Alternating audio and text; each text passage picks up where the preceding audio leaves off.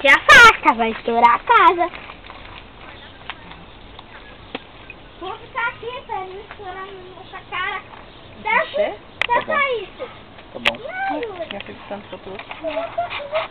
Sai daí, vem pra cá. Sai os dois daí, vem pra cá. Por quê? Vai explodir. Vem, Fernando. Aqui? Não sei onde seu pai vai jogar.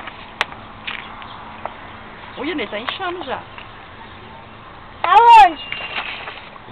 Onde já tá inchando? A garrafa. Sai daí, sai, Fernando. Vai explodir a garrafa? Muito devagar, né?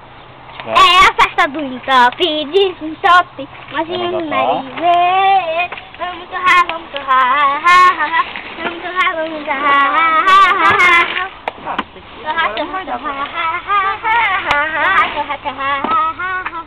Véia, véia, butica, butica, butica, butica, buticaba, buticaba, buticaba. Eu penso,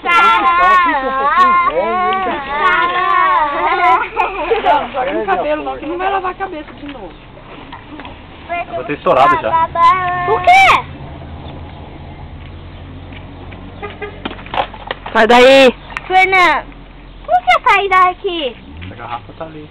Cadê? Cadê? Desvio. Tem meia hora. Ah, bom. Vem pra cá. Por quê? Júlia! Vou ter estourado já. Acho que pode ser o carro velho também, né? Muito tempo já. Tão velho não é.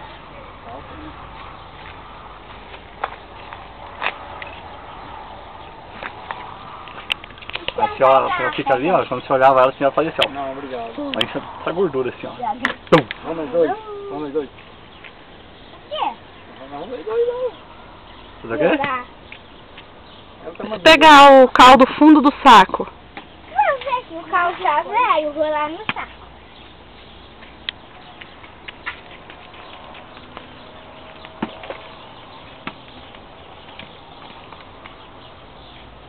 Tá inchando, Ney?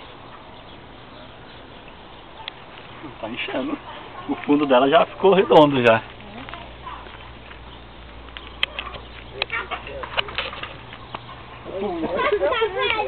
Olha! O carro fica velho quando ele nem pelocha.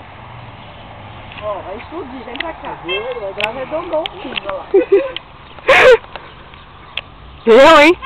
Tá inchando, não tá? Tá, ela já perdeu todos os dentes do fundo já?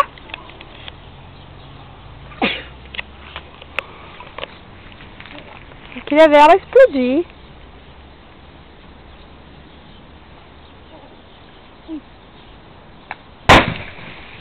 Tá porra!